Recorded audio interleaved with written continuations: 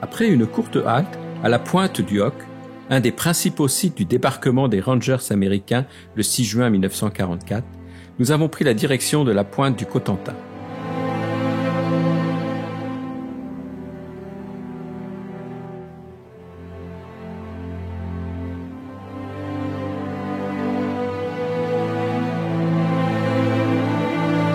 Notre première nuit en van, nous l'avons passée dans la baie d'Évé, au bout de la pointe de Brévent.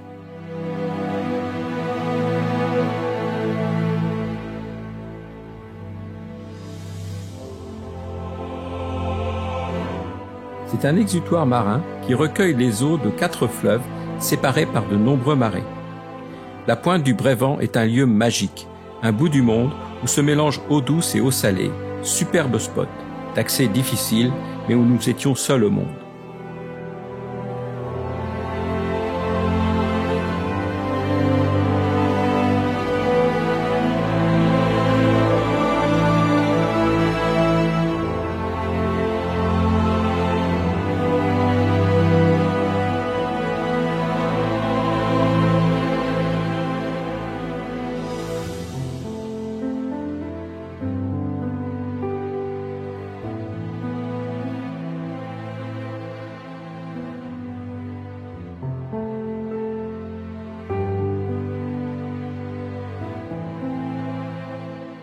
Remontant vers la pointe du Cotentin, nous sommes passés devant Utah Beach, nom donné par les Américains lors du débarquement du 6 juin 1944.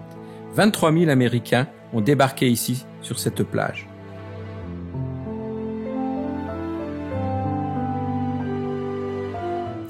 En s'enfonçant un peu dans les terres, nous avons découvert les batteries de Crisbeck. Ce sont des batteries allemandes qui ont été les premières à ouvrir le feu lors du débarquement.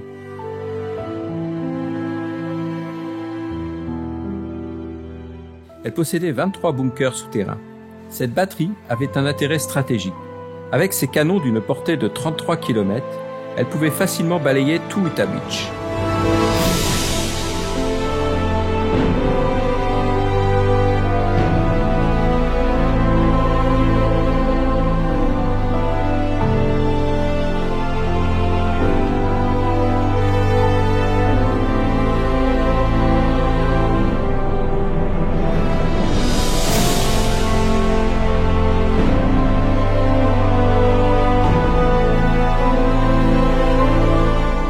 La tour de la Hougue, tout près de Saint-Vaast, est avec Tatiou, l'une des 2 tours Vauban inscrites au patrimoine de l'UNESCO en 2008.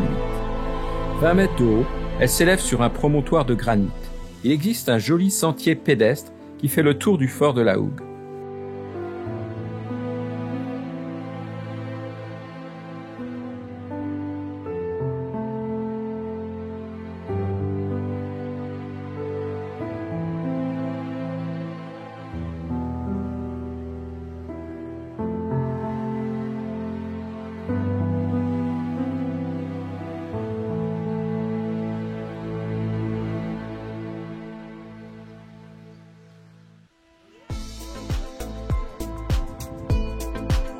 L'église Notre-Dame de Montfarville, bien que d'aspect assez classique pour la région, elle surprend par son intérieur qui vaut vraiment le détour.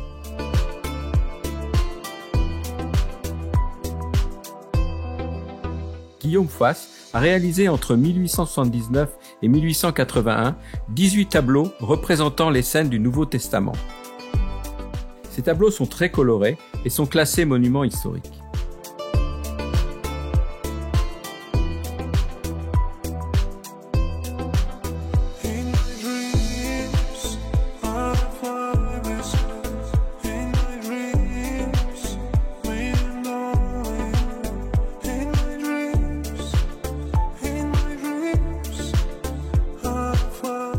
Le phare de Gatteville est l'un des plus hauts de France, environ 75 mètres.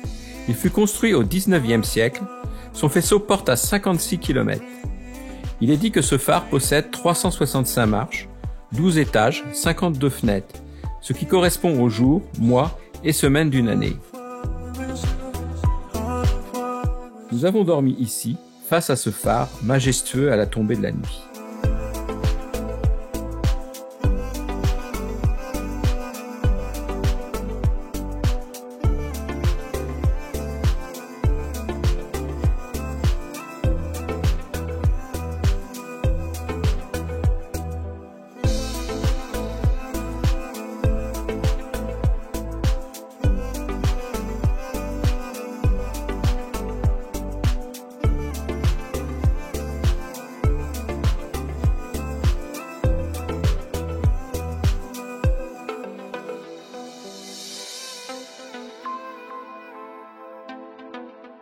L'église Saint-Pierre de Gatteville possède de très jolies chapelles latérales ainsi que de jolis vitraux.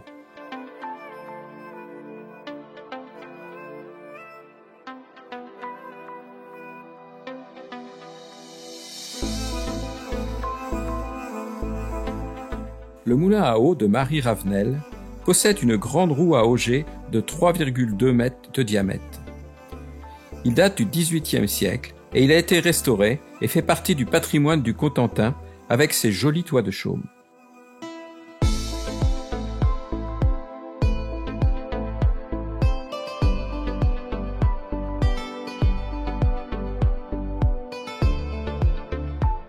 Le phare du Cap Lévy, de forme quadrangulaire, haut de 28 mètres, mais 36 au niveau de la mer, est en granit rose avec à l'étage un couronnement circulaire. Tout autour, des paysages sauvages, protégés par le Conservatoire du littoral, ce phare constitue le point de départ de belles balades côtières.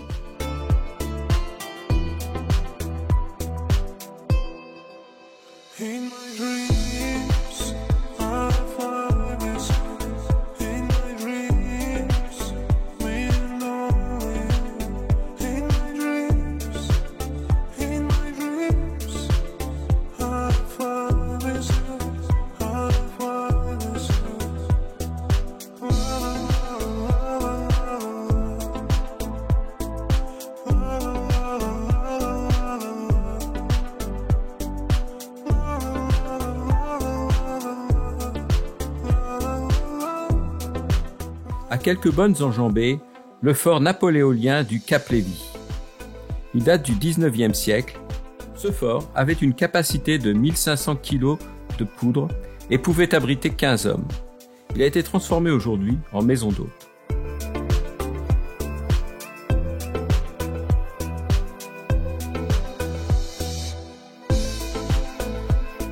Tout près de Fermanville, le port du Cap Lévy. C'est un mouillage à l'abri du vent très recherché à la période estivale.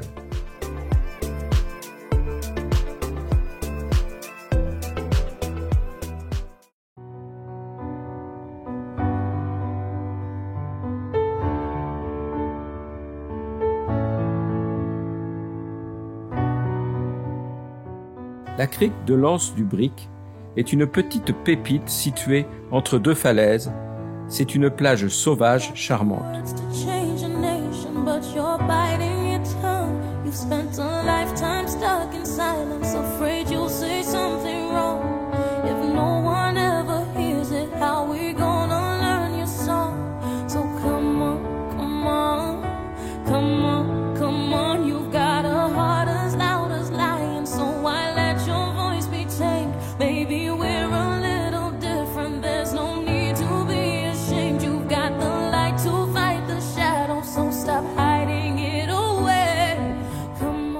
Tout proche, un belvédère à 62 mètres de haut, mais dont l'accès est difficile à trouver. Il permet d'avoir une vue à 180 degrés sur toute la côte.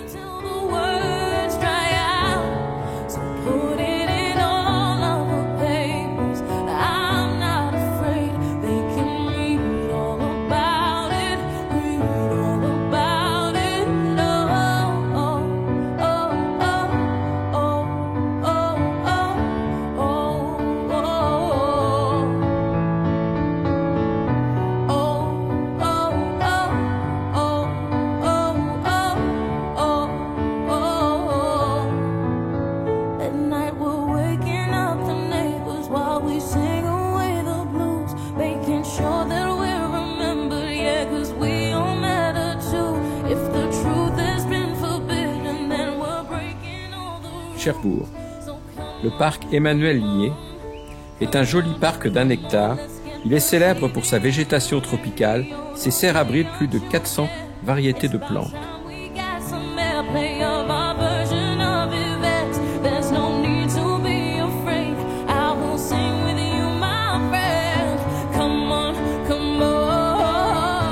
Le port de Cherbourg est très important.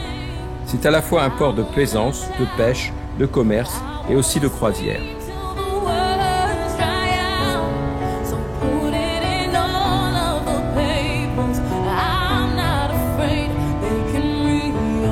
about it.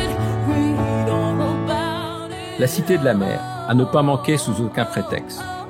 Située dans l'ancienne gare maritime de Cherbourg, il y a beaucoup à voir, mais nous avons surtout été impressionnés par deux choses. La visite du sous-marin Le Redoutable, premier sous-marin nucléaire français lancé en 1967.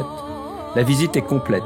Salle des machines, poste de commandement, cafétéria, cabine d'équipage, salle des torpilles. So when did we all get so fearful? Now we're finally finding our voices. So take a chance, come help me sing this. Yeah, we're all wonderful, wonderful people. So when did we all get so fearful? And now we're finally finding our voices. Just take a chance, come help me sing this. I wanna sing, I wanna shout, I wanna scream till the words dry out. So put it in all of the papers. I'm not afraid, they can read all about it, read all about it.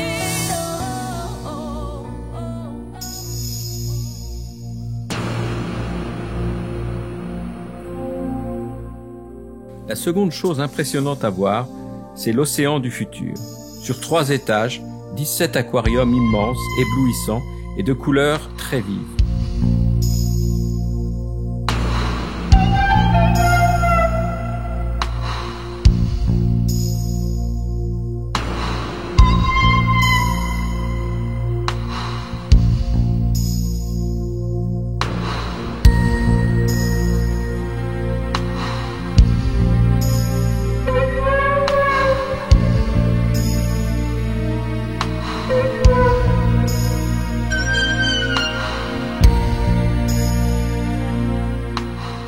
On est longtemps resté collé aux vitres de ces aquariums, tellement cette vision sous-marine était belle.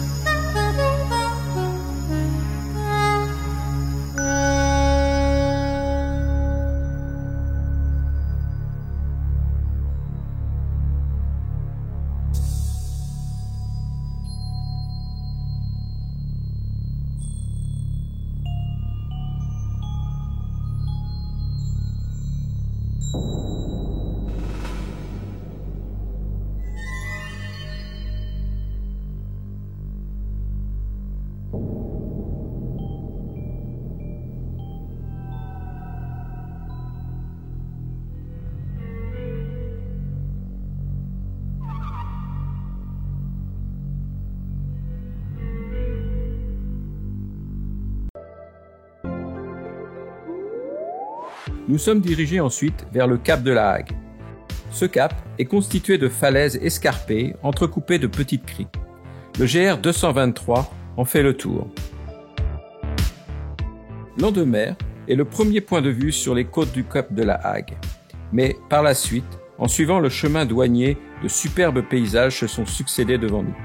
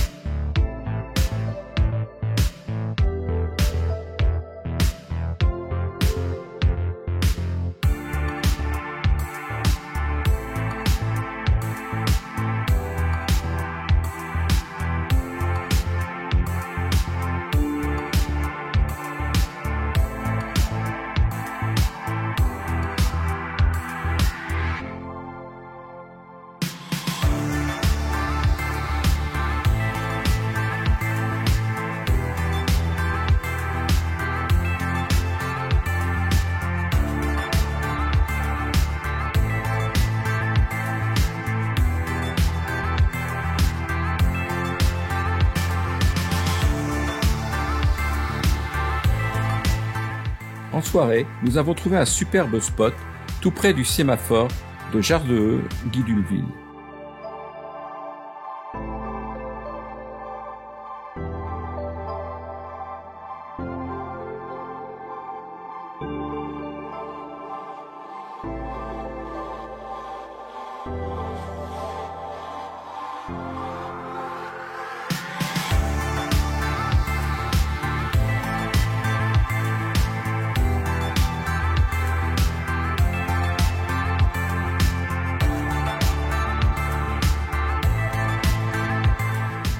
D'un côté, à l'est, la mer, et de l'autre, à l'ouest, la mer également, avec un très joli coucher de soleil sur les rochers.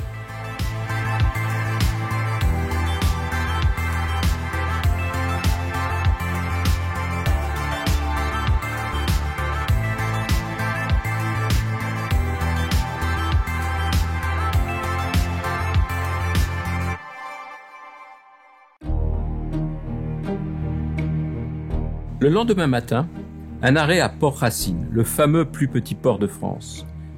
Endroit très pittoresque, avec ses petites barques entourées de digues de pierre, mais c'est en prenant de la hauteur qu'on a pu vraiment apprécier la vue d'ensemble de ce port.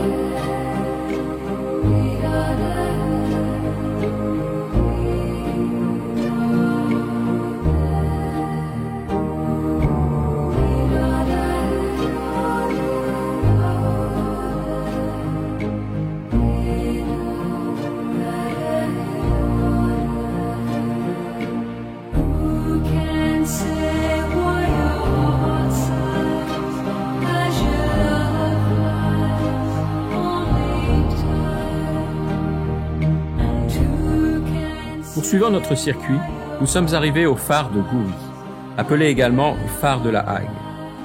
Ce phare, haut de 50 mètres, situé à 800 mètres de la côte, date de 1837. De nombreux marins avaient sombré ici.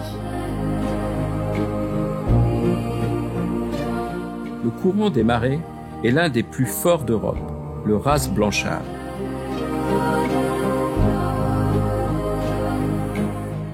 Goury est un petit village de style irlandais, avec ses moutons, ses marais, ses petits murets et sa tourbe, petit paradis des oiseaux.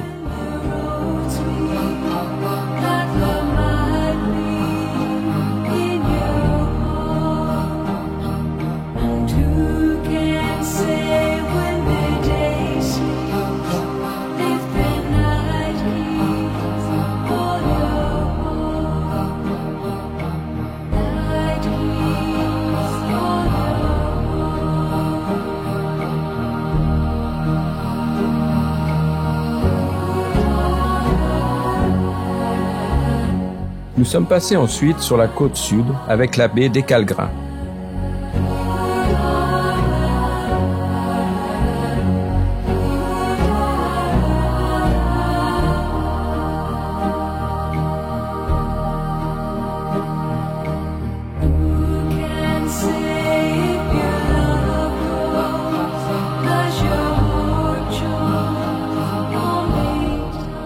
Ici, le sentier douanier nous emmène parmi de très beaux paysages jusqu'au fameux nez de Jaubourg, à ne pas manquer également, mais malheureusement assez touristique. C'est la carte postale du Cap de la Hague.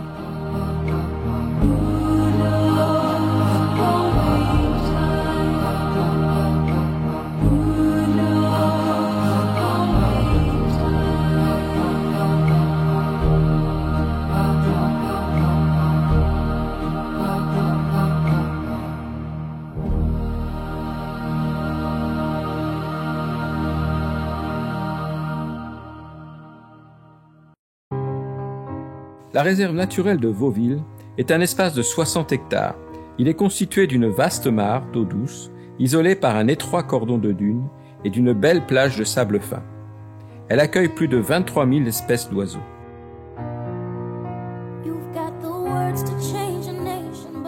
Tout près du cap de Flamanville, la Pierre-Auray.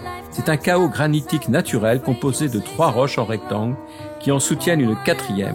Une nuit ici était très agréable. Retournant un peu dans les terres, à la recherche d'une boulangerie, nous sommes passés à Demeville, où tout près de la place du village, nous avons aperçu ce superbe château, malheureusement abandonné à ce jour. Son absence de fenêtres et de portes le rend tout à fait insolite.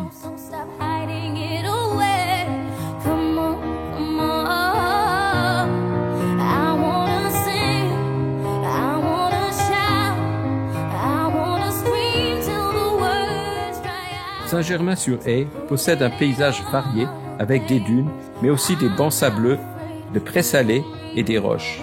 Ici, ce sont les nielles, les grèves plates, sèches et mobiles.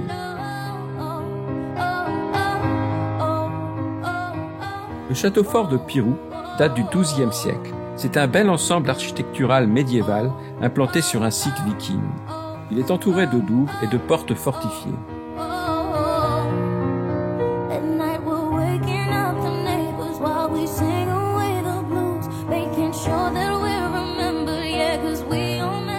Il possède une boulangerie, une chapelle,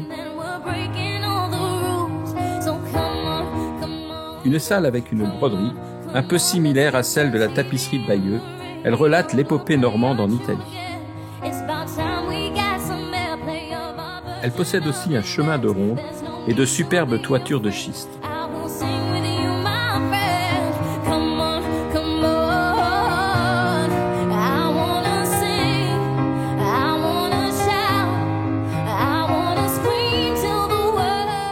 Pour terminer notre périple dans le Cotentin, nous sommes descendus jusqu'à Gauville-sur-Mer pour y découvrir les fameuses cabines de plage aux toits multicolores qui se dressent dans les dunes.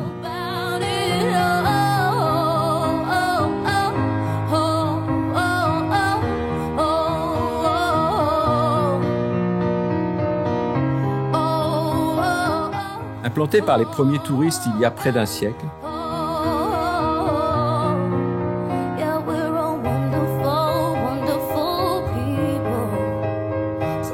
une centaine de cabines étaient encore présentes dans les années 80, mais la loi littorale mit fin à cette croissance. Aujourd'hui, 70 cabines subsistent pour notre plus grand plaisir.